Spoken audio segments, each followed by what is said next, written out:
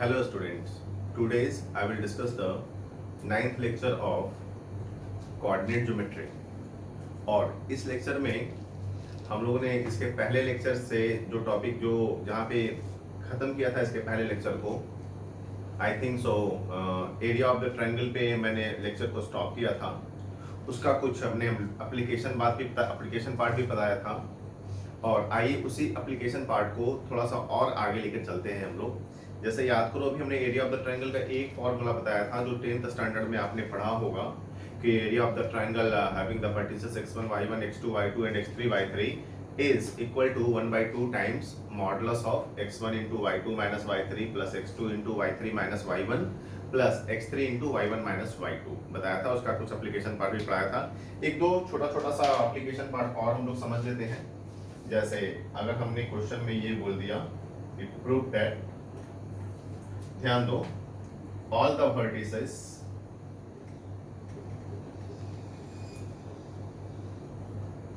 of an equilateral triangle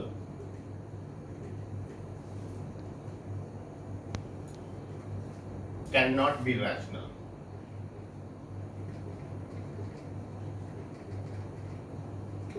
याद करो बच्चों इस क्वेश्चन में आई मीन टू से कि ये क्वेश्चन अपने आप में एक स्टेटमेंट भी है और हमने जब इक्विलैटरल ट्रायंगल बताया था आपको जब कोऑर्डिनेट ज्योमेट्री के वेरी फर्स्ट क्लास में आई मीन टू से डिस्कस किया था तो उसमें हमने बताया था कि इक्विलैटरल ट्रायंगल के सारे वर्टिसेस रैशनल नहीं हो सकते हैं, ठीक है। और इसको हमने बोला था कि इसको प्रूफ करेंगे एरिया ऑफ द ट्रायंगल में, उस पे बेस्ड हमने क्वेश्चन भी करवाया था और उसी को एज ए क्वेश्चन के फॉर्म में हमने यहाँ पे लिख दिया कि किसी भी इक्विलैटरल ट्रायंगल में मेरे को प्रूफ करना है कि सारा वर्टिसेस रैशनल नहीं हो सकता है। तो हम लोग क्यों ना ऐसा करें कि इसको कॉन्ट्रोडिक्शन पे लेके चल देते हैं।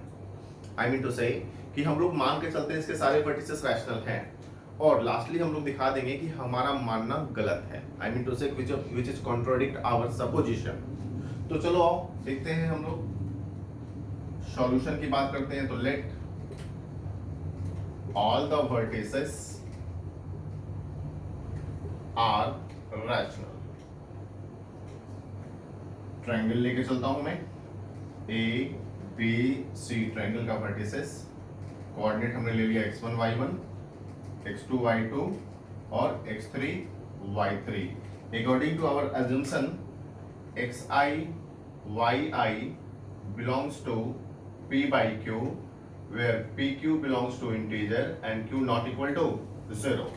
हम लोग अपने assumption के तरीके से हम लोग ये लेके चल दे रहे हैं, ठीक है। एरिया ऑफ द ट्रायंगल हमारे पास होता क्या है, तो since area of the triangle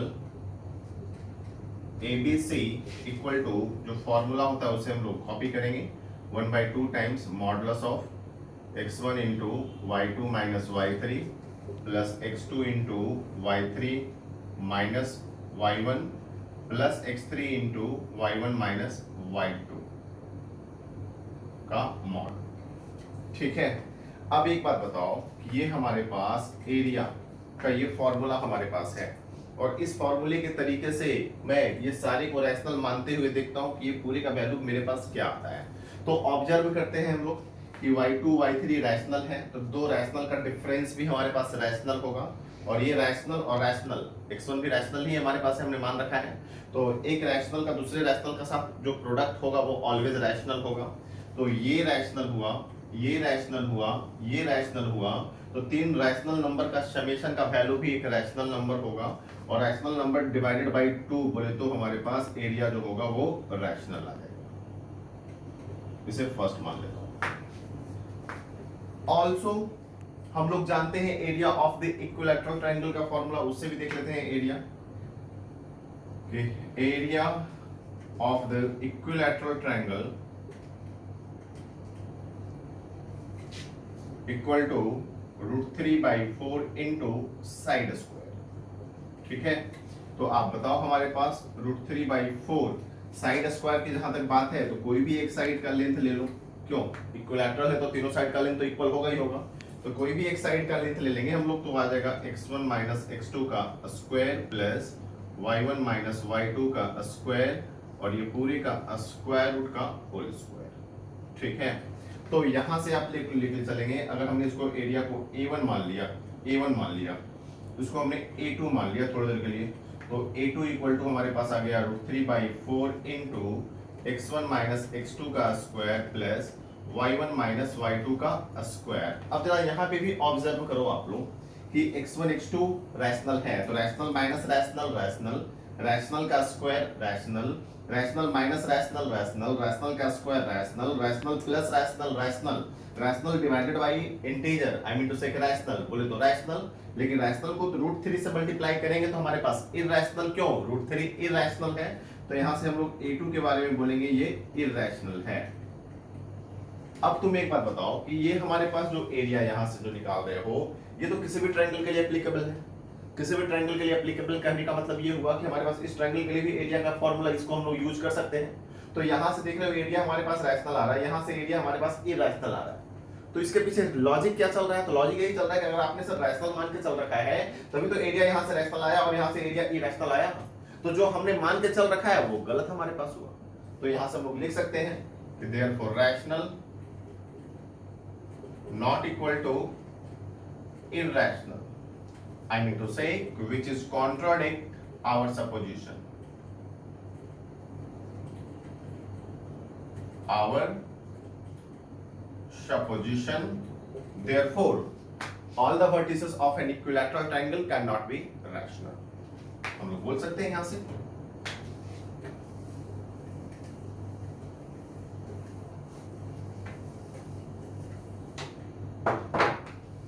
therefore all the vertices of an equilateral triangle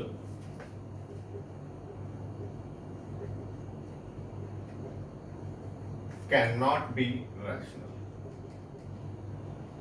ठीक है, अब ये ध्यान देना, एरिया का जो फॉर्मूला हमने बताया, मैं फिर बोल रहा हूं मजेदार क्वेश्चन वो होगा जहां पे हमारे पास एरिया डायरेक्टली दे दिया जाए और बोल दिया जाए कि किसी एक वर्टिसेस में पैरामीटर लगा दे, पता लगा पैरामीटर का वैल्यू क्या होगा अगर एरिया ऑफ द ट्रायंगल मेरे पास दिया हुआ है। और ऐसा क्वेश्चन हम लोग इसके पहले क्लास में कर चुके हैं।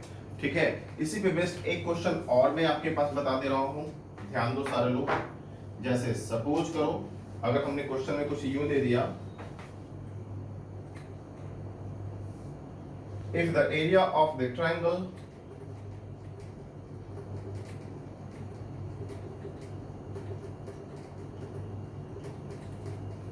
having vertices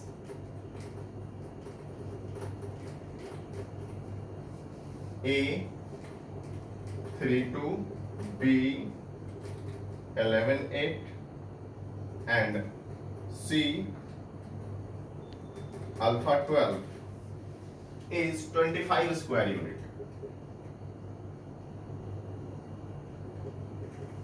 unit। Find alpha। ऐसा क्वेश्चन इसके पहले क्लास में कर चुके हैं, बट मैं यहाँ पे बोलना चाह रहा हूँ मेरा इंटेंशन यहाँ पे ये क्वेश्चन बताने का नहीं है, इससे रिलेटेड एक और क्वेश्चन को मैं बताऊंगा इसी डेटा को कोरिलेट करते हुए। बट फिर भी इस क्वेश्चन को पहले हम लोग डिस्कस करते हैं। आप बताओ, ट्रायंगल हमने ले लिया ए बी सी, ए का कोऑर्डिनेट 3 2, बी का कोऑर्डिनेट 11, 8 और सी का कोऑर्डिनेट अल्फा और 12। तो आप बताओ कि एरिया ऑफ द ट्रायंगल का फॉर्मूला जो होता है 1/2 times modulus of x1 into y2 minus y3 plus x2 into y3 minus y1 plus x3 into y1 minus y2 का मॉड। चलो डाटा को पुट करते हैं हम लोग। एरिया का value 25 equal to 1/2 modulus of x1 बोले तो 3 इंटू y2 माइनस y3 तो 8 माइनस 12 प्लस x2 बोले तो 11 इंटू y3 माइनस y1 तो y3 12 minus y1 2 plus x3 बोले तो हमारे पास अल्फा और y1 माइनस y2 तो y1 माइनस y2 करेंगे तो 2 माइनस 8। ठीक है, इसको सिंप्लीफाई करो आप तो 50 इक्वल टू हमारे पास आ जाएगा मॉडुलस ऑफ ये -4 हो गया इंटू 3 माइनस 12 और ये हमारे पास हो जाएगा 10 इंटू 11 तो हो जाएगा 110 और ये हमारे पास हो जाएगा देख लो -6 इंटू अल्फा -6 अल्फा का मॉड। ठीक है, तो यहां से हमारे पास क्या बोलेंगे कि 50 इक्वल टू मॉडुलस ऑफ, चलो बताओ, यहां से हमारे पास -6 अल्फा और ये हो जाएगा प्लस 98। ठीक है, तो यहां से हम लोग बोलेंगे, आप बताओ कि यहां से माइनस साइन कॉमन कर सकते हो या फिर ना भी करो, कॉमन कर लेंगे तो थोड़ा सा और अच्छा लगेगा दिखने में। माइनस कॉमन किया तो 6 अल्फा माइनस 98 का मॉड। अब बताओ मॉड के अंदर माइनस हो या प्लस हो, बात तो बराबर ही है, तो इस स्टेप को थोड़ा सा और आगे बढ़ा के लिख सकते हैं कि 50 इक्वल टू 6 अल्फा माइनस 98 का मॉड। 2 कॉमन लेके उसको 2 से कैंसिल कर सकते हो, तो ये आ जाएगा 25 इक्वल टू, तो ये 3 अल्फा माइनस 49 का मॉड। तो यहां से हमारे पास बोल सकते हो ना कि 3 अल्फा माइनस 49 इक्वल टू क्या आ जाएगा, मॉड का प्रॉपर्टी बेसिक में मैथमेटिक्स के हेल्प से, प्लस माइनस 25।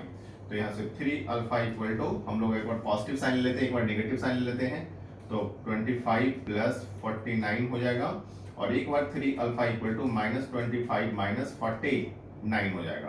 तो यहाँ से 3 अल्फा इक्वल टू आप देख लो 9 प्लस 5 हो जाएगा हमारे पास 14, और ये हमारे पास हो जाएगा 4 और 2 6, और ये हमारे पास 1 कैरी किया 7। तो इस तरीके से हम लोग बोल सकते हैं यहाँ से कि अल्फा इक्वल टू आ जाएगा 74/3। फिर उसी तरीके से यहाँ से देख लो कि 3 अल्फा इक्वल टू ये हो जाएगा 4 और 6, और ये हो जाएगा -74। तो यहाँ से हम लोग बात करेंगे अल्फा इक्वल टू -74/3। तो इस दोनों वैल्यू हमारे पास अल्फा का है, जो आंसर का पार्ट हो गया। ठीक है ना, कोई दिक्कत तो नहीं है। तो आइए इसी में हम लोग थोड़ा सा और क्वेश्चन के स्टैंडर्ड को बढ़ा सकते हैं, ध्यान देना सारे लोग।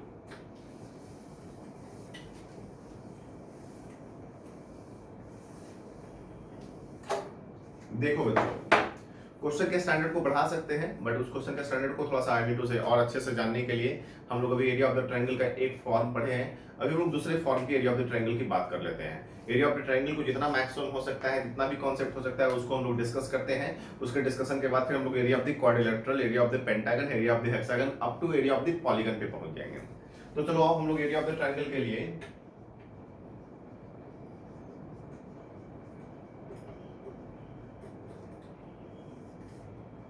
सेकेंड मेथड की बात करते हैं।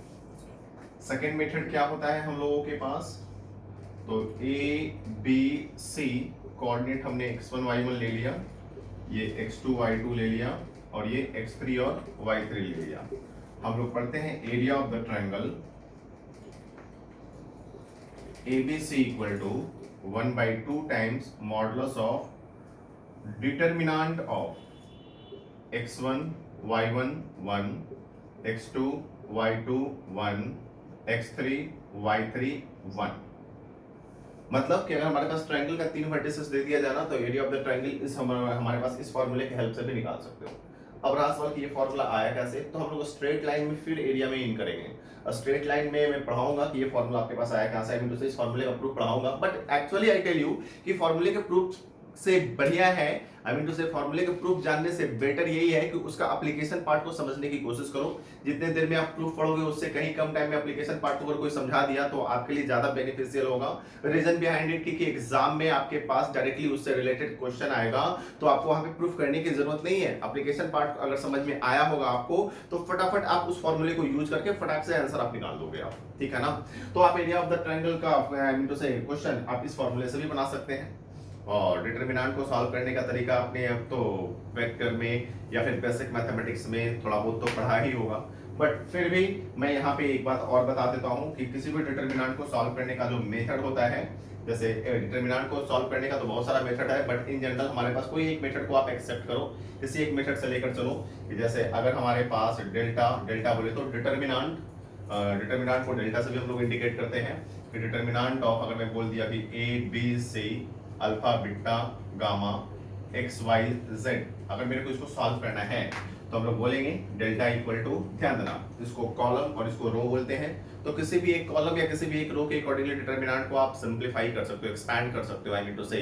तो चलो मैं एक ही कॉलम के अकॉर्डिंगली एक्सपेंशन का तरीका बता दे रहा हूं, और मैं मान के चलता हूं कि अभी आप लोग आई मीन टू से कि जस्ट 10th पास किए होगे, तो आप बिल्कुल इसी मेथड को लेके चलना कि मैं डिटरमिनेंट को ना इस कॉलम के अकॉर्डिंगली ब्रेक कर देना चाहता हूं। कॉलम के अकॉर्डिंगली ब्रेक करने का तरीका क्या है, हम लोग लिखेंगे a इंटू ए का वर्टिकल और ए का हॉरिजेंटल कैंसिल करेंगे, तो हमारे पास ये 4 एलिमेंट बच जाएगा। तो इस 4 एलिमेंट में से पहले इस दोनों को मल्टीप्लाई कर देंगे, बीटा इंटू जेड माइनस फिर इस दोनों को मल्टीप्लाई करके लिख देंगे y इंटू गामा। ठीक है, उसी तरीके से हमारे पास a का साइन अगर पॉजिटिव लिया तो अगर हमारे पास अल्फा के लिए अगर मैनिपुलेट करना है तो अल्फा के लिए नेगेटिव साइन लेकर चलेंगे माइनस अल्फा। अब जो काम हमने a के साथ किया था वही काम हम लोग अल्फा के साथ भी करेंगे, तो अल्फा का हॉरिजॉन्टल और अल्फा का वर्टिकल कैंसिल करेंगे तो ये दोनों बच गया। तो बिल्कुल इसको इसके साथ पहले मल्टीप्लाई करो तो b into Z minus Y into C. उसके बाद हमारे पास x के लिए पॉजिटिव लेंगे, एक्चुअली साइन अल्टरनेट लेते हैं, पहले के लिए पॉजिटिव उसके बाद नेगेटिव उसके बाद फिर पॉजिटिव। मैं फिर बोल रहा हूँ एक मेथड बता दे रहा हूँ डिटरमिनेंट को एक्सपेंड करने का और आप इसी मेथड को आगे इंप्लीमेंट करना। तो बताओ x इंटू क्या बोलेंगे तो x का हॉरिजॉन्टल और x का वर्टिकल कैंसिल करेंगे तो ये 4 एलिमेंट बच गया, तो इस दोनों को मल्टीप्लाई करो b into gamma minus beta into C. This is the value of the determinant this one. ठीक है, यहाँ पे एक दो छोटा छोटा सा टर्म है उसको भी हम लोग जान लेते हैं डिटरमिनेंट में। रीजन बिहाइंड इट, क्योंकि अभी हम लोग एक और एरिया ऑफ द ट्रायंगल का फॉर्म पढ़ेंगे, उसमें आपके पास वो कॉन्सेप्ट पार्टिसिपेट कर जाएगा। जैसे अगर मैं आपके पास बोलूं कि किसी भी डिटरमिनेंट में हमारे पास दो पॉइंट होता है, आई मीन टू से दो वर्ड होता है, एक होता है माइनर और एक होता है कोफैक्टर। ठीक है, तो मैं 3/3 ऑर्डर के डिटरमिनेंट की बात स्पेशली यहाँ पे कर रहा हूँ क्योंकि यहाँ पे एरिया ऑफ द ट्रायंगल में इसी का भी जरूरत है। तो माइनर और कोफैक्टर होता क्या है, तो मैं बोलूंगा कि डिटरमिनेंट में जितने भी एलिमेंट्स हैं, एलिमेंट्स बोले तो ये 3 और 3 मिलाकर हमारे पास हो गए 9। तो 9 एलिमेंट्स का एक अपना उसका खुद का एक माइनर होगा और उसी एलिमेंट का अपना कोफैक्टर होगा। मतलब यूं मैं बोलूं कि डिटरमिनेंट के प्रत्येक एलिमेंट का एक अपना माइनर होगा और उसका एक अपना कोफैक्टर होगा। तो होता क्या है कोफैक्टर और माइनर, तो अगर हम लोग माइनर ऑफ ए की मैं बात करूंगा ना, तो करना क्या है, जैसे ए को सॉल्व करने के लिए हमने क्या किया था, ए का वर्टिकल और ए का हॉरिजॉन्टल कैंसिल किया तो ये दोनों बच गया था, तो ये दोनों बच गया था। तो इसको हम लोग किस तरीके से सिंपलीफाई किए थे, तो beta into Z minus Y into gamma की बात किया था मैंने, याद करो। तो हम लोग बोलेंगे यही हमारे पास ए का माइनर हो जाएगा। लेकिन कोफैक्टर ऑफ ए की बात करेंगे तो कोफैक्टर ऑफ ए की भी बात करेंगे ना, तो बिल्कुल वही होगा हमारे पास जो माइनर हमारे पास है। तो बोलोगे सर इसका मतलब कोफैक्टर और माइनर हमारे पास सेम होता है, तो बोले नहीं ऐसा कुछ नहीं है, कोफैक्टर और माइनर डिफरेंट भी हो सकता है। आई मीन टू से कि अगर हमारे पास कोफैक्टर अगर बाय द वे या फिर minor by the way B के लिए बात करूंगा मैं कि माइनर ऑफ, अगर मैं बी की बात करूंगा तो बी के तरीके से डिटरमिनेंट को सॉल्व करो तो बी का वर्टिकल और बी का हॉरिजॉन्टल कैंसिल होगा, तो मुझे लगता है कि ये एलिमेंट और ये एलिमेंट बच गया। तो इस दोनों को मल्टीप्लाई करेंगे alpha into Z minus x into gamma हमारे पास हो जाएगा। ठीक है, लेकिन अगर हमारे पास कोफैक्टर ऑफ बी की बात करेंगे तो हमारे पास इसमें माइनस साइन से मल्टीप्लाई कर देंगे, माइनर में alpha into Z minus x into gamma. तो बोलना क्या चाह रहा हूं मैं कि माइनर के लिए ना किसी भी एलिमेंट का माइनर निकालना हो ना, तो उस पर्टिकुलर एलिमेंट के तरीके से डिटरमिनेंट को जैसे एक्सपैंड करते हो ना, उसका जो वैल्यू होता है उसी को लिख दो। अब जैसे सपोज करो कि अगर मेरे को y का माइनर लिखना है तो y का हॉरिजॉन्टल और y का वर्टिकल कैंसिल अगर हम लोग करेंगे तो एक बात ध्यान रहे कि हमारे पास ये दो एलिमेंट और ये दो एलिमेंट बच जाएगा, तो इसको इसके साथ मल्टीप्लाई करेंगे a into gamma minus alpha into C, that is the minor of y। लेकिन कोफैक्टर की बात करेंगे ना, तो कोफैक्टर प्रॉपर साइन के साथ चलता है। प्रॉपर साइन के साथ कहने का मतलब ये हुआ कि पहले के लिए कोफैक्टर पॉजिटिव लेके चलते हैं, उसके बाद नेगेटिव, उसके बाद पॉजिटिव, आई मीन टू से अल्टरनेट साइन। तो इसके लिए कोफैक्टर पॉजिटिव, इसके लिए नेगेटिव, इसके बाद पॉजिटिव, फिर हमारे पास इसके लिए नेगेटिव, इसके लिए पॉजिटिव, इसके लिए नेगेटिव, फिर हमारे पास इसके लिए पॉजिटिव, इसके लिए नेगेटिव, इसके लिए पॉजिटिव। मतलब यूं कुछ याद कर लो कि cofactor with the proper sign चलेगा। ठीक है, अल्टरनेट साइन, पहले के लिए पॉजिटिव उसके बाद अल्टरनेट साइन लेके चल देना 3/3 ऑर्डर के डिटरमिनेंट के लिए स्पेशली। ठीक है, तो आई थिंक सो सारे एलिमेंट का कोफैक्टर और आप लोग माइनर निकाल लोगे। अब बोलोगे दास वाले सर इसको प्रॉब्लम में यूज कैसे करेंगे हम लोग। ठीक है, आई मीन टू से कि कैसा प्रॉब्लम आएगा आपके पास एरिया ऑफ द ट्रायंगल में सच दैट कि कोफैक्टर और माइनर को निकालने की जरूरत पड़े आपको। तो चलो एक और कॉन्सेप्ट देखते हैं हम लोग एरिया ऑफ द ट्रायंगल के लिए। आई मीन टू से मेथड 2 हमारे पास हो गया, अब आइए लिख चलते हैं मेथड 3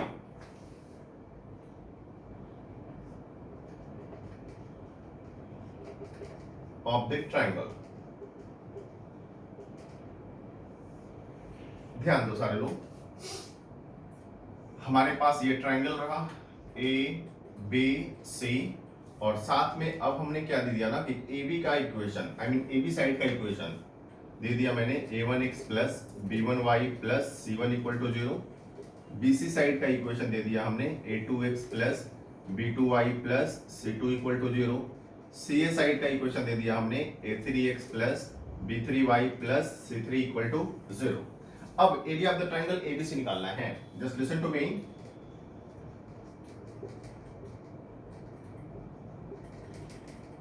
एबीसी निकालना है मेरे को, एरिया ऑफ द ट्राइंगल। ध्यान दो सारे लोग। तो एक तो तरीका ये है हमारे पास कि इसका और इसका साइड का इक्वेशन आपने दे दिया, एरिया ऑफ द ट्रायंगल पे पहुंचना है। तो सबसे पहला तरीका तो ये कि हमारे पास वर्टिसेस ए बी और सी निकाल दें। कैसे? तो इस दोनों साइड को सॉल्व करेंगे तो ए निकल जाएगा, इस दोनों साइड को सॉल्व करेंगे तो बी निकल जाएगा, इस दोनों साइड को सॉल्व करेंगे तो सी निकल जाएगा, जो कि इसके प्रीवियस क्लास में हम लोग पढ़ चुके हैं। तो एक तो तरीका ये है एरिया ऑफ द ट्रायंगल के लिए हमारे पास कि जो वैल्यू होगा उस वैल्यू को निकालने के लिए first we find the coordinate of A B and C. कोई दिक्कत तो नहीं है? With the help of solving the equation of this one and this one. और उसके बाद हम लोग क्या करेंगे? Then we will use the formula area equal to, हमारे पास बोलेंगे 1/2 times modulus of x1 into y2 minus y3 plus x2 into y3 minus y1 plus x3 into y1 minus y2 का हो जाएगा मॉड। ठीक है? तो एक तो तरीका हमारे पास ये है। दूसरा हमारे पास ये होता है, इसको भी, इस कॉन्सेप्ट को भी हम लोग प्रूविंग इसको हम लोग स्ट्रेट लाइन में करेंगे एरिया ऑफ द ट्रायंगल के लिए, कि हम लोग बोलते हैं area of the triangle ABC equal to delta square divided by 2 into C1 C2 C3 का mod, where delta equal to बोलते हैं कि ये तीनों स्ट्रेट लाइन में जो x y और कांस्टेंट टर्म का जो कोएफिशिएंट है उसके हेल्प से 3/3 ऑर्डर का डिटरमिनेंट का जो वैल्यू होगा that is called delta. I mean to say a1 b1 c1 को फर्स्ट रो में लिखो, a2 b2 c2 को सेकेंड रो में लिख लो और a3 b3 c3 को थर्ड रो में लिख लो। आई मीन इसको जो अगर सिंप्लीफाई करोगे, एक्सपैंड करोगे, जो वैल्यू आएगा उसी का वैल्यू हो जाएगा डेल्टा। अब ये रहा सवाल कि अब C1 C2 C3 है क्या ये C1 C2 C3 है? तो मैं बोलूंगा नहीं, ये C1 C2 C3 नहीं है। इसको कुछ इस तरीके से और लिख लो कि यहां पर लिख देते हैं C1 C2 और ये लिख देता हूं मैं C3। तो यहां पे हम लोग बोलेंगे and C1 C2 C3 are the cofactors of ये C1 C2 C3। I mean to say ये C1 C2 C3, C1 C2 and C3 respectively। तो आप बताओ हमारे पास कि किसी भी ट्रायंगल में साइड्स का इक्वेशन दे दिया जाए, एरिया ऑफ द ट्रायंगल के बारे में बोल दिया जाए निकालने के लिए, तो साइड के हेल्प से, साइड में जो x y और कांस्टेंट टर्म कोएफिशिएंट के हेल्प से 3/3 ऑर्डर का डिटरमिनेंट का वैल्यू तो निकाल सकते हो, उसका स्क्वायर कर देना और C1 C2 C3 का कोफैक्टर्स निकाल देना, जो इसके पहले हम लोग इनटू से थोड़ी देर पहले हमने डिस्कस किया था। तो कोफैक्टर निकालेंगे, तीनों का वैल्यू पुट कर देंगे, पूरे का मॉड इनटू 2 कर देंगे डिवाइडेड बाय, सिंपलीफाई कर देंगे, जो आएगा वो एरिया ऑफ द ट्रायंगल हो जाएगा। मतलब कि आप एरिया ऑफ द ट्रायंगल को इस कांसेप्ट से भी निकाल सकते हो। तो लोग इस कांसेप्ट से को जानने से फायदा क्या होगा सर? तो फायदा हुआ ना, जरा सोचो कि हमने ट्रायंगल का साइड्स का इक्वेशन दे दिया और बोल दिया पता लगाओ एरिया ऑफ द ट्रायंगल क्या होगा विदाउट यूजिंग इट्स वर्टिसेस। अगर विदाउट यूजिंग इट्स वर्टिसेस की बात करेगा तो सिर्फ और सिर्फ यही फंडा काम करेगा, क्योंकि यहाँ पर देख लो वर्टिसेस का कोई यूज नहीं है। ठीक है? तो इस तरीके से हमने 3 मेथड्स बता दिए एरिया ऑफ द ट्रायंगल के लिए। अब आइए लेके चलते हैं 4th मेथड की बात कर लेते हैं एरिया ऑफ द ट्रायंगल के लिए। ध्यान दो सारे लोग।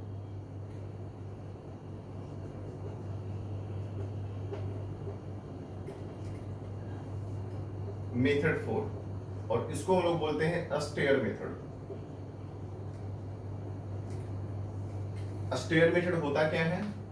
तो हम लोग ऐसा कुछ ले लेते हैं पहले, ट्रायंगल ABC जिसका वर्टिसेस हमने ले लिया x1 y1 x2 y2 और ये हमने ले लिया x3 y3। ठीक है? तो एरिया ऑफ द ट्रायंगल जो हम लोग बोलते हैं, triangle ABC equal to 1/2 times modulus of 2 vertical line आप ले लो, इधर भी मॉड लगा दो मॉड लगाना हमारी मजबूरी है। क्यों? Area is always non negative. तो हो सकता है कि अंदर का वैल्यू का हमारे पास नेगेटिव आए तो एरिया का वैल्यू नेगेटिव आ जाएगा, जबकि area is always non negative होता है। पॉजिटिव की बात नहीं करेंगे, नॉन नेगेटिव की बात करेंगे। वो लोग नॉन नेगेटिव क्यों? क्योंकि जीरो भी हो सकता है। अगर वो तीनों पॉइंट कॉलिनियर होगा तो ट्रायंगल बनेगा ही नहीं, तो area of the triangle zero हो जाएगा।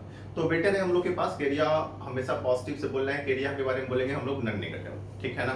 तो इसलिए हम लोग मॉड की जरूरत है, हमारे पास मजबूरी है मॉड को लेना। तो ऑस्ट्रियल मेथड कहता क्या है, ध्यान देना कि हमारे पास 3 वर्टिसेस है ना। तो पहले रो में आप लिख लो x1 y1, दूसरे रो में लिख लो x2 y2, तीसरे रो में लिख लो x3 y3, और चौथे रो में पहले वर्टिसेस को रिपीट कर दो, मतलब x1 और y1। हमने क्या लिखा सबको समझ में आ गया होगा। तो यहां से हम लोग बोलेंगे एरिया इक्वल टू, इसको सिंप्लीफाई करने का जो तरीका हमारे पास है कि इसको इसके साथ मल्टीप्लाई कर देना है, इसको इसके साथ मल्टीप्लाई करना है, इसको इसके साथ मल्टीप्लाई करके आई मीन तो से मल्टीप्लाई करते चले जाओ और ऐड कर दो हमारे पास इस तरीके से कि x1 y2 plus x2 y3 plus x3 y1, ठीक है, और माइनस साइन। वही काम हम लोग इसको इसके साथ मल्टीप्लाई करके कर देंगे इस तरीके से। मतलब ये ध्यान देना कि टॉप टू बॉटम ये फर्स्ट चलेगा और उसके बाद ये हमारे पास माइनस करते हुए सेकंड में जाएगा ये। तो आप बताओ, फिर इसको इसके साथ मल्टीप्लाई करेंगे तो x2 y1 plus x3 y2 plus x1 y3, ये हमारे पास चला जाएगा यहां से मॉड। देख लेना, इसको सॉल्व करोगे तो वही हमारे पास आ जाएगा formula area of the triangle जो हम लोग पढ़ते आए हैं 10th स्टैंडर्ड से। तो वो लोग इस मेथड का प्लस पॉइंट है क्या? प्लस पॉइंट है कि इस मेथड से आप area of the triangle, area of the quadrilateral, pentagon up to polygon तक पहुंच सकते हो ऑस्टियर मेथड से। जैसे अगर मैं आपके पास बात करूं, ध्यान दो सारे लोग, मैं बोलूं एरिया ऑफ द क्वाड्रिलेटरल बताओ,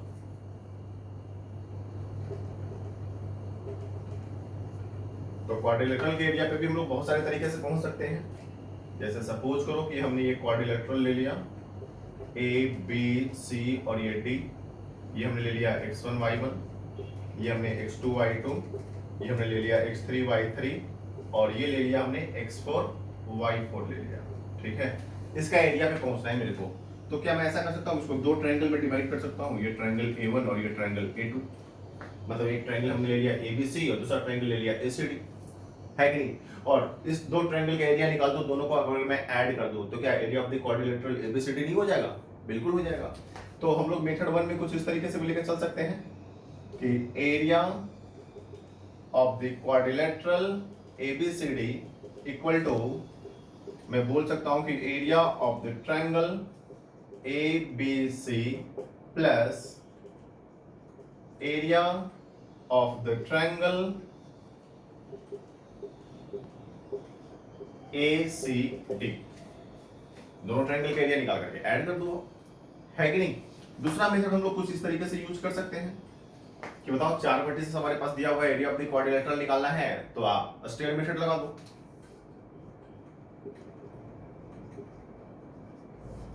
तो हम लोग क्या बोलेंगे, area of the quadrilateral ABCD equal to, बोलेंगे 1/2 टाइम्स मॉडुलस ऑफ, दो वर्टिकल लाइन हमने ले लिया, इधर भी मॉड लगा दिया।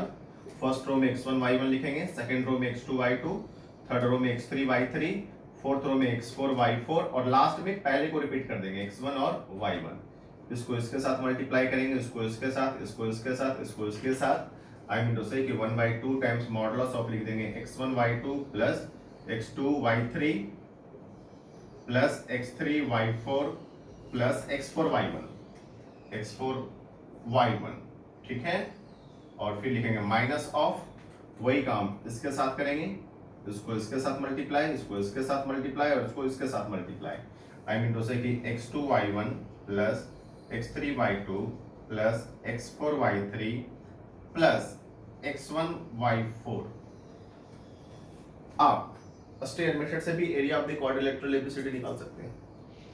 फॉर्मूले को याद रखने की जरूरत नहीं है, आप कॉन्सेप्ट को समझने की कोशिश करो कि कॉन्सेप्ट क्या है, आई मीन किस तरीके से ये चल रहा है, सीक्वेंस कैसा चल रहा है, किस तरीके से हम लोग एक्सप्रेशन को लिख रहे हैं, ठीक है। तो आइए इस पे बेस्ड एक छोटा सा क्वेश्चन कर लेते हैं एरिया ऑफ द क्वाड्रिलेटरल पे।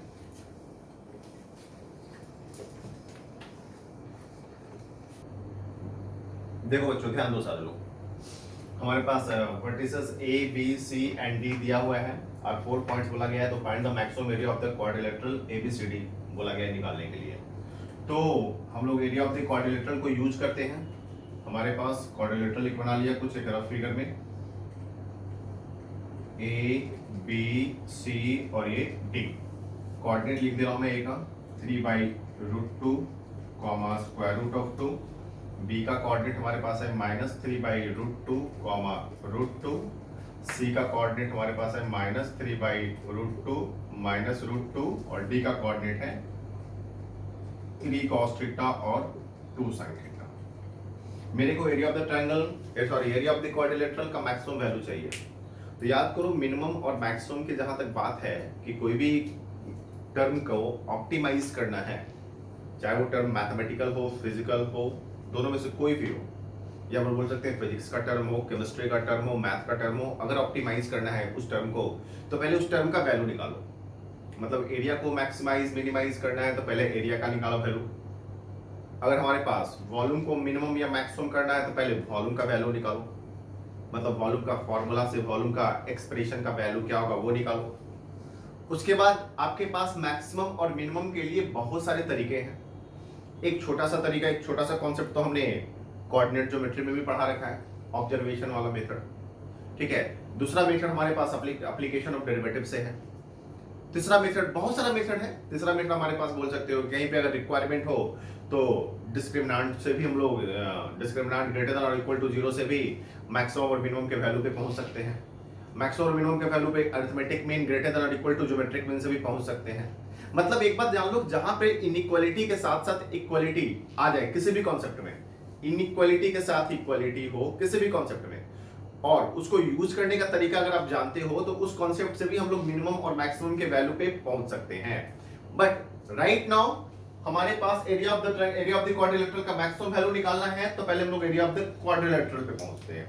तो एरिया ऑफ द क्वाड्रिलेटरल के लिए हम लोग कुछ इस तरीके से बात करते हैं, ध्यान दो तो जरा सारे लोग। Area of the quadrilateral ABCD equal to, या तो आपके पास स्क्वायर मेथड है उस मेथड को लगाओ, या फिर ट्रायंगल वाला मेथड, तो ट्रायंगल वाला मेथड में दो ट्रायंगल में इसको डिवाइड कर दो। ये ट्रायंगल A1 ले लिया हमने और ये ट्रायंगल हमने A2 ले लिया। तो यहाँ पे एक बात बताओ कि area of the quadrilateral ABCD को मेरे को ऑप्टिमाइज करना है तो पहले हम लोग एरिया ऑफ द क्वाड्रिलेटरल निकालेंगे। तो क्वाड्रिलेटरल के एरिया के लिए हम लोग बोलते हैं area of the triangle ABC plus area of the triangle ACD। ध्यान दो सारे लोग, ABC का एरिया निकाल दो प्लस ACD का एरिया निकाल कर दोनों को ऐड कर दो और क्या, तो area of the quadrilateral ABCD हो जाएगा। अब जरा तुम सोचो कि यहाँ पर थोड़ा सा आप टेक्निकली फिट होकर चलोगे ना, तो आप बताओ ABC का जो एरिया होगा ट्रायंगल का वो तो हमारे पास एरिया फिक्स होगा, क्यों, सारे का कोऑर्डिनेट हमारे पास फिक्स किया गया है। तो पूरे क्वाड्रिलेटरल का एरिया को अगर हम लोग मैक्सिमाइज करें या फिर मिनिमाइज करें तो मुझे लगता है कि ABC ट्रायंगल का एरिया तो इफेक्टेड नहीं होगा। आई मीन ABC का एरिया तो इफेक्ट नहीं डालेगा, क्यों, ये कांस्टेंट हमारे पास है क्योंकि इसका डाटा मेरे पास दिया हुआ है। इतना पक्का है कि जिस तरीके से थीटा मूव करेगा उसी तरीके से हमारे पास ये फिगर बड़ा होगा या फिगर रिक्वायरमेंट के अकॉर्डिंगली छोटा होगा।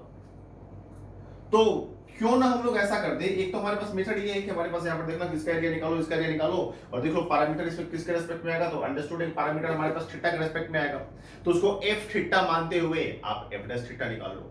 आई मीन टू से एप्लीकेशन ऑफ डेरिवेटिव का फंडा निकाल दो, f डैश थीटा निकाल लो और f डैश थीटा को 0 से इक्वेट करो और वहां से थीटा का वैल्यू निकालो। उस थीटा के वैल्यू पे डबल डेरिवेटिव का साइन चेक कर लो under the interval this one ध्यान में रखते हुए।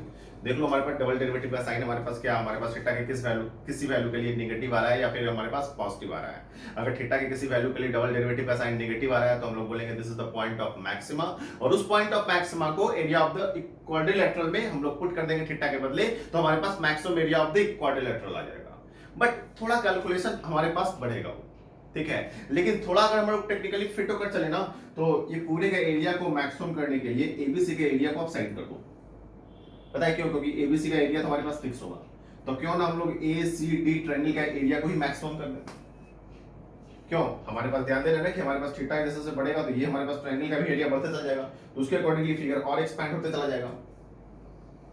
Is it clear now? तो हम लोग इतना ये से बढ़िया, आई मीन ये कॉन्सेप्ट लगाने से बढ़िया था कि हम लोग ये कॉन्सेप्ट लेकर चलते हैं। मैंने एक तरीका तो ये हुआ ही हुआ, और एक हम लोग ये भी कॉन्सेप्ट लेकर चल सकते थे यहाँ पे। इसको मैं इरेज कर रहा हूँ, आप लोग इसको कर लीजिएगा इस मेथड से, ये ज्यादा बढ़िया होगा। देखो सारे लोग कि हम लोग लिखेंगे area of the quadrilateral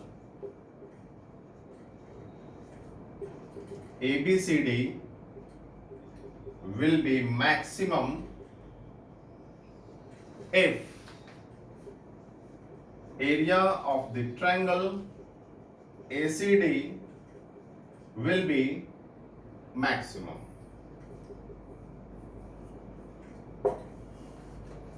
Is it clear or not? Right now, तो आप बताओ हमारे पास ACD का ट्रायंगल का एरिया हम लोग निकाल देते हैं। देखो अच्छे से सारे लोग, इस फिगर को हटाओ, इसकी जरूरत नहीं है यहाँ पे।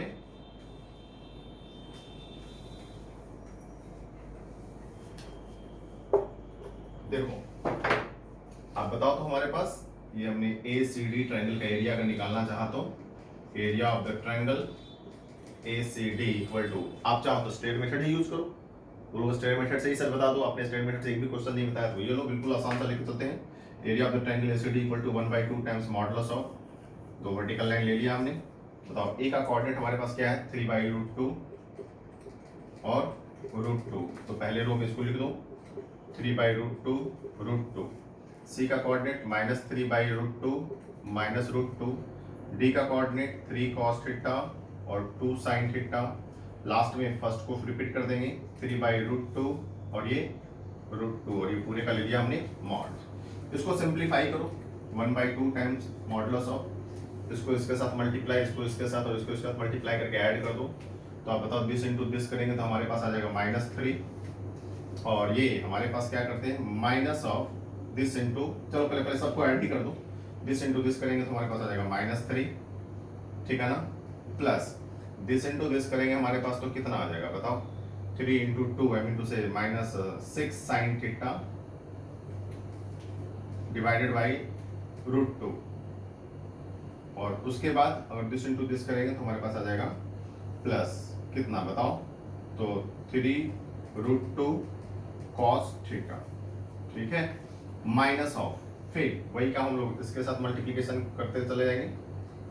तो आप बताओ इसको इसके साथ मल्टीप्लाई करेंगे तो हमारे पास कितना आ जाएगा -3, प्लस इसको इसके साथ मल्टीप्लाई करेंगे तो हमारे पास कितना आ जाएगा -3√2 cos थीटा,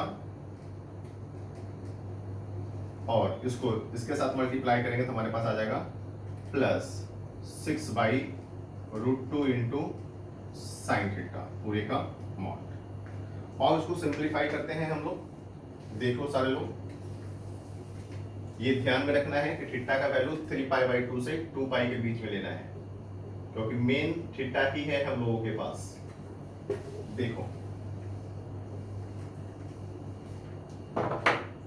इसको सिंप्लीफाई करते हैं हम लोग, तो एरिया इक्वल टू आ जाएगा 1/2 टाइम्स मॉडुलस ऑफ, ध्यान दो हमारे पास कितना है, तो ऐसा करते हैं कि -3 और ये हमारे पास है माइनस, तो इसको मैं बोल सकता हूँ ना 3√2 sine theta plus 3√2 cos theta, ठीक है, और ये हमारे पास क्या हो गया माइनस ऑफ, तो ये हो गया -3 cos थीटा और प्लस 3√2 हो जाएगा ये साइन थीटा का मॉड। थोड़ा और सिंप्लीफाई करें हम लोग, तो -3 sine theta plus 3√2 cos theta, और इसको सिंप्लीफाई करो तो माइनस माइनस ये प्लस हो जाएगा 3 प्लस 3√2 cos थीटा माइनस 3√2 हमारे पास हो जाएगा साइन थीटा। देख लो अच्छे से सारे लोग, ये क्या हमारे पास हो गया ऐसा कुछ, तो ये बताओ -3 से +3 तो कैंसिल हो गया, तो कितना आ गया देखो आप 1/2 मॉडुलस ऑफ, आप बताओ cos थीटा और cos थीटा अगर हम लोग कॉमन कर दें तो कितना आ जाएगा, अब बताओ 3√2 प्लस 3√2, तो हम लोग कुछ ऐसा बोल दें कि cos थीटा अगर हमने कॉमन किया ना तो आ जाएगा 3√2 प्लस 3√2। उसी तरीके से साइन थीटा अगर कॉमन कर लोगे तो आ जाएगा कितना, आप देखो 3√2 sine theta with negative sine है तो -3√2 और -3√2 आ गया हमारे पास। ठीक है, तो 1/2 टाइम्स मॉडुलस ऑफ ये हमारे पास कितना हो जाएगा, तो देखो 3√2 प्लस 3√2 तो हमारे पास कितना हो जाएगा, और तुम ऐसा करो इसमें भी माइनस साइन कॉमन कर लो तो cos थीटा हो गया ये, और ये 3√2 प्लस 3√2 और ये इसमें माइनस साइन अगर कॉमन कर लेंगे तो माइनस साइन थीटा हो जाएगा, और ये 3√2 प्लस 3√2 हो जाएगा। ठीक है, ध्यान दो सारे लोग।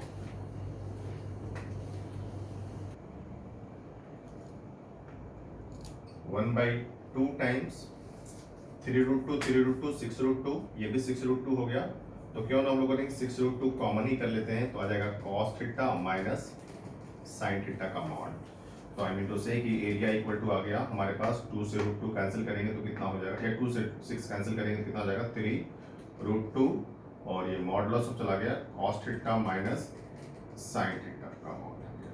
ठीक है, अब जरा तुम सोचो कि हमारे पास एरिया का एक्सप्रेशन ये आ गया, और इस टर्म को मेरे को आई मीन इस एक्सप्रेशन को मेरे को मैक्सिमम करना है। तो इस एक्सप्रेशन को मैक्सिमम करने के लिए आपके पास या तो डेरिवेटिव का सहारा लो या फिर कुछ ऑब्जर्वेशन आप करो। Since area equal to 3√2 into modulus of cos theta minus sine theta आया। अब यहाँ पे मैं फिर बोल रहा हूँ कि इसको मैक्सिमम करना है तो आपके पास बहुत सारा ऑप्शन है। ठीक है, चलो हम लोग ऐसा करते हैं, सबसे आसान सा तरीका हम लोग लेके चलते हैं। पहले सारे को ना एक ही फॉर्मेट पे ले आते हैं, या तो सारे को साइन के फॉर्म में चेंज कर दो या फिर सारे को कॉस के फॉर्म में चेंज कर दो। तो आप बताओ, हमारे पास एरिया इक्वल टू 3√2 हमारे पास आ गया, और यहाँ से हम लोग क्या करते हैं कि √2 से मल्टीप्लाई करके √2 से डिवाइड कर देते हैं। ऐसा इसलिए कर रहे हैं हम लोग क्योंकि हम लोगों को दोनों को साइन या फिर दोनों को कॉस के फॉर्म में अरेंज कर देना है। तो 3√2 मॉडुलस ऑफ √2, इसको हम लोग बोल सकते हैं कि sine π/4 into cos theta minus cos π/4 बोल सकते हैं 1/√2 को, इंटू साइन थीटा हमारे पास आ गया। तो आप बताओ, इसको हमारे पास बोल देंगे ना 6, √2 को बाहर निकाल दिया तो √2 इंटू √2 6 हो गया, और ये मॉडुलस ऑफ ये हो जाएगा साइन π/4 माइनस थीटा। क्यों, sine A into cos B minus cos A into sine B. तो आपके पास कुछ ये फिगर आ गया, आई मीन टू से कुछ ये हमारे पास एक्सप्रेशन आ गया।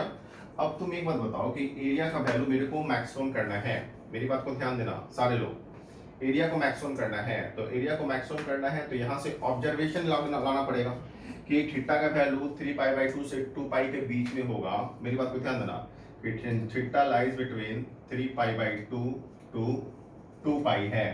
तो अगर हम लोग थीटा का वैल्यू लेके चलते हैं 7π/4, तो देखते हैं पूरे का वैल्यू हमारे पास क्या आएगा। तो लोग वो कैसे सर, आप जरा सोचो ना कि एरिया को मैक्सिमम करना है तो एरिया मैक्सिमम नहीं, पूरे का वैल्यू मैक्सिमम होना पड़ेगा।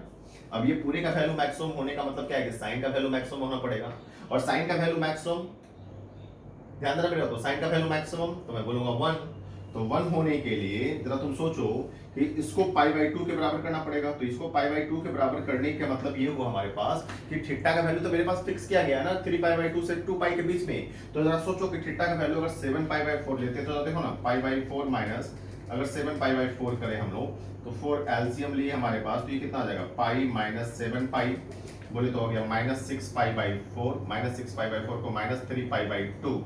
तो भैया आप ये बात बताओ कि मॉडुलस हमारे पास है, तो ये पक्की बात हो गई ना कि एरिया का मैक्सिमम वैल्यू जो होगा 6 इंटू साइन -3π/2।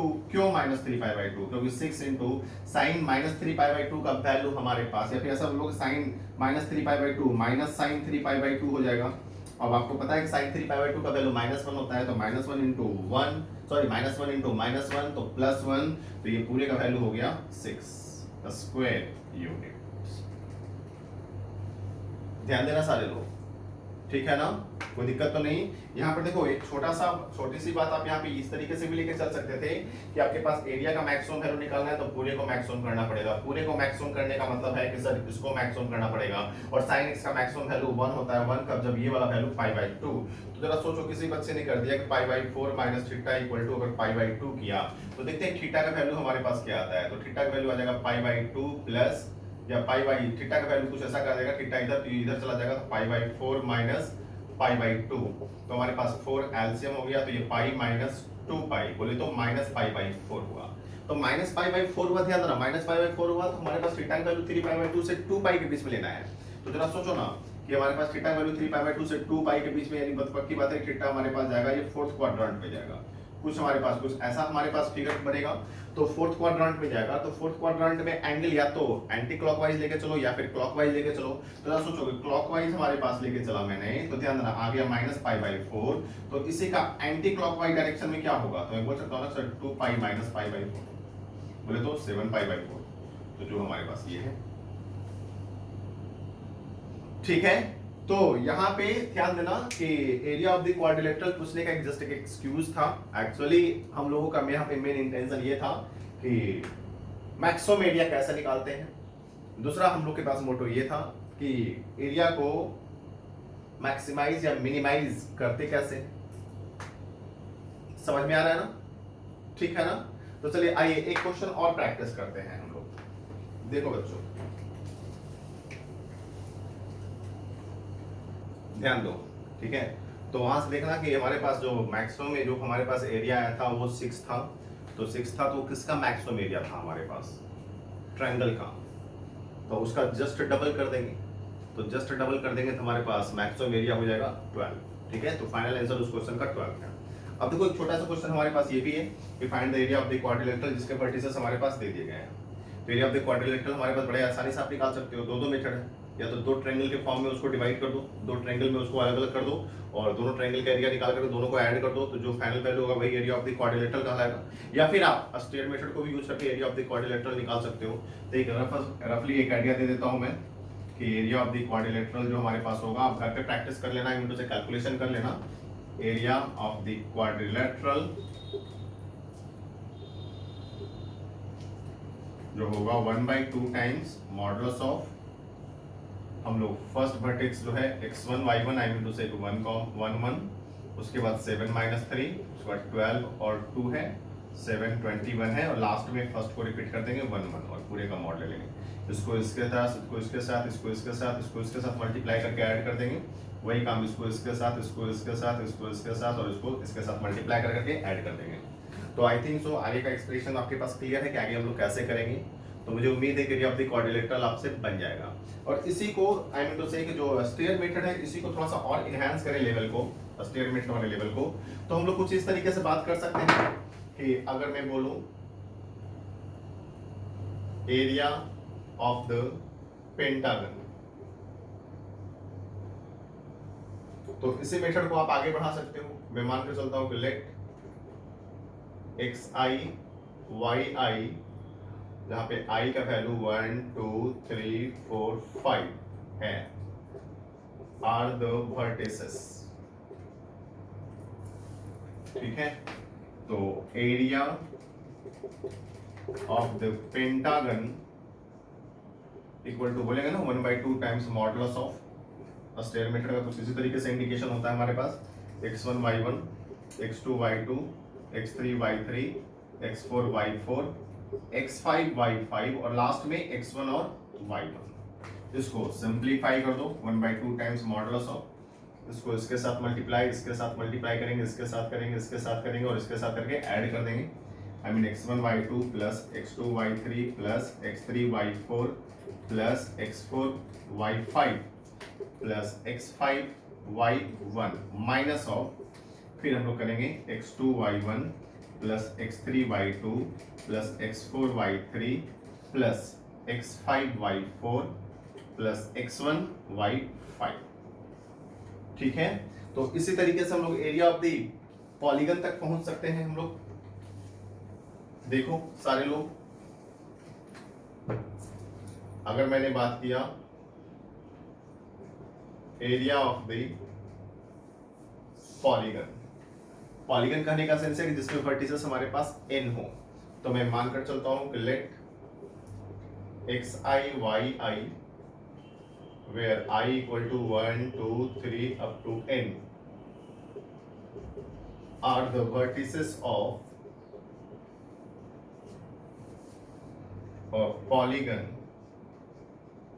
ठीक है, मेरे को इसके एरिया पे पहुंचना है, तो area of the polygon equal to बोलेंगे 1/2 टाइम्स मॉडुलस ऑफ, बोलेंगे ना कि x1 y1, x2 y2, x3 y3, last में दे दो xn yn, और बिल्कुल इसके बाद पहले वर्टेक्स को रिपीट कर दो x1 और y1। अब इसको सिंप्लीफाई कर, तो जैसे हम लोग इसके पहले सिंप्लीफाई किया करते थे, इसको इसके साथ मल्टीप्लाई करेंगे, इसके साथ मल्टीप्लाई करेंगे, इसके साथ मल्टीप्लाई करेंगे, इसके साथ मल्टीप्लाई करेंगे। आई मीन टू से 1/2 टाइम्स मॉडुलस ऑफ, बोलेंगे x1 y2 plus x2 y3 plus x3 y4 plus up to ये जाएगा कहाँ तक, तो xn y1, फिर माइनस वही का हम लोग इसके साथ करेंगे। ठीक है ना, समझ रहे हैं ना सारे लोग? तो आप बताओ कि x2 y1 plus x3 y2 plus x4 हो जाएगा, इसके नीचे x4 हो जाएगा ना, तो x4 y3 plus up to x1 yn। तो आप एरिया ऑफ द पॉलीगन तक पहुंच सकते हो। ठीक है ना, स्टेट मेथड से। तो आइए एक छोटा सा क्वेश्चन हम लोग करते हैं।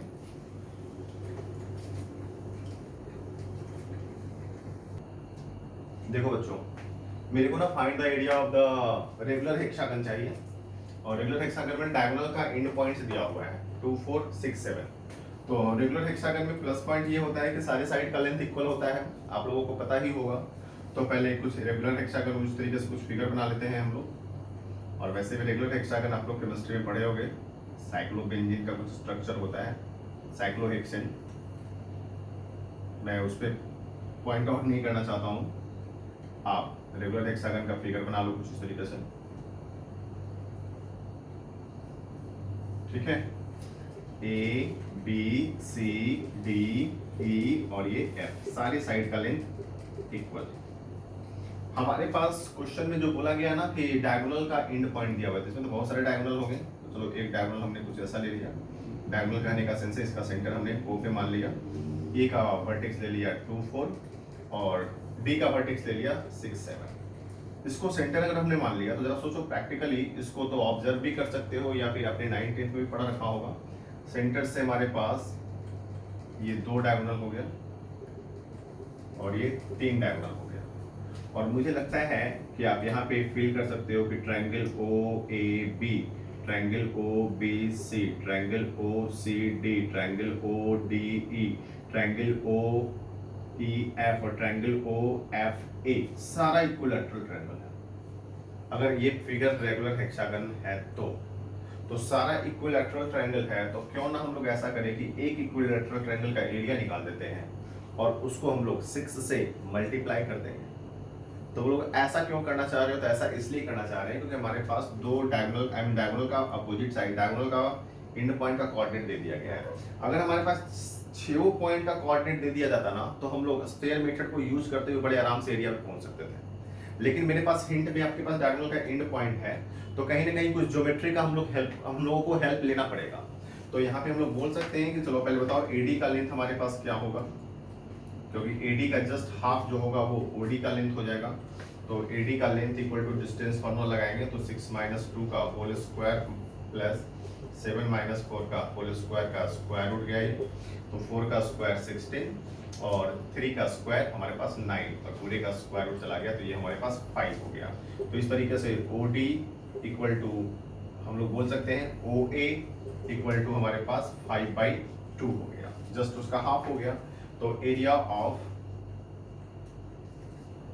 Regular hexagon that is equal to, बोल दूं मैं 6 times area of the triangle, मैं बोल दूं OCD, और OCD हमारे पास इक्विलैटरल ट्रायंगल हो गया, तो मैं बोल सकता हूँ 6 × √3/4 इंटू साइड का स्क्वायर। तो साइड का स्क्वायर मैं बोल दूं इसका स्क्वायर होगा, तो 5/2 का ये चला गया स्क्वायर। सिंप्लीफाई करो आप, तो 6 × √3 × 25/4 × 4, तो आप बताओ यहाँ से कितना आ जाएगा, ये 2 हो गया, ये 3 हो गया। तो इस तरीके से मैं बोलूँगा 25 × 3 75 √3/8 स्क्वायर यूनिट्स। तो यहाँ पे ध्यान देना कि इस क्वेश्चन को बताने के पीछे मेरा इंटेंशन ये है कि वर्टिसेस सारा नहीं दिया गया है, फिर भी एरिया पे पहुंचना है। तो एरिया पे पहुंचना है तो मेरे को कुछ हिंट्स इस तरीके का आपको देना पड़ेगा सच दैट कि बिना वर्टिसेस को जाने हुए उसके एरिया पे हम लोग पहुंच जाए। तो मेरे पास हिंट्स था, रेगुलर हेक्सागन था, सारे साइड का लेंथ इक्वल, तो सेंटर से जो डायगोनल होगा, डायगोनल के हेल्प से जो ट्रायंगल बनेगा 1 2 3 4 5 6, वो सारा इक्विलैटरल ट्रायंगल बनेगा। ये आप लोगों को पता है, 9 10 में पढ़ चुके हैं, इस पे हम लोग ज्यादा डिस्कशन करने की जरूरत नहीं है हम लोगों को। तो इक्विलैटरल ट्रायंगल बनेगा, तो एक इक्विलैटरल ट्रायंगल का एरिया निकाल दो, उसको 6 से मल्टीप्लाई कर दो, तो total regular I mean to say total का एरिया निकल जाएगा। I mean to say regular hexagon का एरिया पे आप पहुंच जाओगे, ठीक है ना। तो इस तरीके से हम लोग area of the triangle, area of the quadrilateral up to area of the polygon को पढ़े, उस पर डिफरेंट मेथड भी पढ़े एरिया ऑफ द ट्रायंगल के बारे में, और उसका एप्लीकेशन पार्ट को भी समझने की कोशिश किए। और आइए इस पे based area of the triangle से रिलेटेड एक दो क्वेश्चन दे देता हूं होमवर्क में, आप लोग अच्छे से प्रैक्टिस कर लेना, ठीक है बच्चों। चलो देख लो बच्चों, कॉपी कर लो इसको। हमने फर्स्ट क्वेश्चन में दिया है maximum area of the triangle निकालना है, जिसका साइड्स ए बी सी दिया हुआ है, साइड्स का लेंथ दिया हुआ है कि साइड ए का जो हमारे पास लेंथ है वो 0 से 1 के बीच में लाई कर रहा है, बी का जो लेंथ है वो 1 से 2 के बीच में है, सी का जो लेंथ है 2 से 3 के बीच में है। तो maximum area of the triangle पता करना है, ठीक है ना। थोड़ा ऑब्जर्व अच्छे से करना, ऑब्जर्व करोगे तो पता चल जाएगा। उसका मैक्सिमम एरिया जो आंसर हमने दे दिया 1 स्क्वायर यूनिट होगा। नेक्स्ट हमने क्वेश्चन दे दिया है the vertices of a triangle ABC are A P square minus P, B Q square Q, C R square minus R, then the area of the triangle क्या होगा। हमने answer दे दिया है 1/2 times p plus Q, Q plus R, R minus I mean to say p minus R. तो question ये बना लीजिएगा, एरिया ऑफ द ट्रायंगल से रिलेटेड हमने दिया है क्वेश्चन, आपके पास एक दो होमवर्क में दे दिया है, कुछ क्वेश्चन हमने डिस्कस भी किया है। और ध्यान देना कि एरिया ऑफ द ट्रायंगल से जो बढ़िया क्वेश्चन बनेगा ना, वो डायरेक्टली एरिया से रिलेटेड नहीं होगा। हो सकता है कि एरिया आपके पास मैक्सिमम निकालने के लिए दे दिया जाए या एरिया मिनिमम करने के लिए दे दिया जाए, तो वो क्वेश्चन ज्यादा मजेदार होगा, ठीक है। अब वहां पे क्वेश्चन आपके पास एरिया ऑफ द ट्रायंगल से मजेदार क्वेश्चन थोड़ा सा ये भी हो सकता है, एरिया ऑफ द ट्रायंगल बोल लो या एरिया ऑफ द क्वाड्रिलेटरल बोल लो, एक्सप्रेशन तो एक ही जैसा सबका है ही। तो एरिया से रिलेटेड मजेदार क्वेश्चन वो होगा जहां पे डायरेक्टली एरिया दे दिया जाए और कुछ पैरामीटर बेस्ड क्वेश्चन में दे दिया जाए वैल्यू निकालने के लिए, पता लगा पैरामीटर का वैल्यू क्या होगा, such that area of the triangle हमारे पास क्वेश्चन में गिवन है, या कुछ ऑब्जर्वेशन के तहत क्वेश्चन में हमारे पास हो, जैसे हमारे पास ये क्वेश्चन हमने दे दिया। तो जहां पे थोड़ा सा ऑब्जर्व करने वाली बात हो ना, तो जो क्वेश्चन ज्यादा इंटरेस्टिंग होता है, थोड़ा सा माइंड गेम है, वो माइंड का खेल है वो थोड़ा सा, तो अच्छे से क्वेश्चन को बनाने की कोशिश कीजिएगा। Area of the triangle, area of the quadrilateral up to area of the polygon हमने बता दिया है, उससे रिलेटेड हमने I mean to say question को भी डिस्कस कर दिया है। तो एरिया से related I think so question आपसे बन जाना चाहिए, अच्छे से प्रैक्टिस कीजिएगा। और जो क्वेश्चन आईआईटी के एडवांस में या मेन लेवल में क्वेश्चन बैंक में बोले तो प्रीवियस ईयर्स के क्वेश्चन बैंक में जो क्वेश्चन आया हुआ होगा, आप कहीं से कलेक्ट कर लेना, उसको बनाने की कोशिश करना। आई थिंक सो पूरे क्वेश्चन को आप बना लोगे अगर आपने इस वीडियो लेक्चर को अच्छे से देख रखा होगा तो। और अच्छे से वीडियो लेक्चर को बढ़िया से आई मीन टू से देखने की कोशिश करना, बढ़िया से समझने की कोशिश करना। और एरिया ऑफ द ट्रायंगल के बारे में हमने डिस्कशन कर दिया है, और इसी से रिलेटेड इसको थोड़ा सा और इनहैंस करेंगे तो हमारे पास कॉलिनियरिटी ऑफ 3 पॉइंट्स को डिस्कस करेंगे। तो कॉलिनियरिटी ऑफ 3 और मोर देन 3 पॉइंट्स के डिस्कशन के लिए मिलते हैं हम लोग नेक्स्ट क्लास में। तब तक के लिए okay, bye bye, thank you.